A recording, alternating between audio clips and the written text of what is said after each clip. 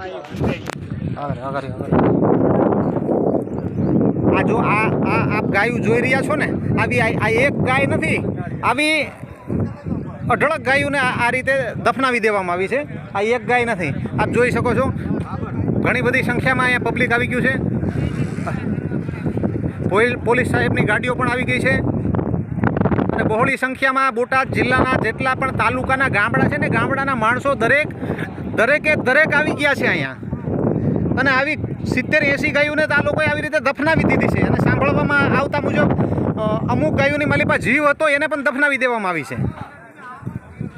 અને આ કોઈ બાવો એવો છે, આ કોઈ મહારાષ્ટ્ર બાજુનો છે, આ સાધુ નથી, શેતાન છે.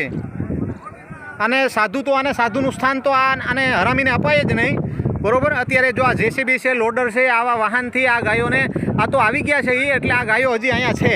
જો આ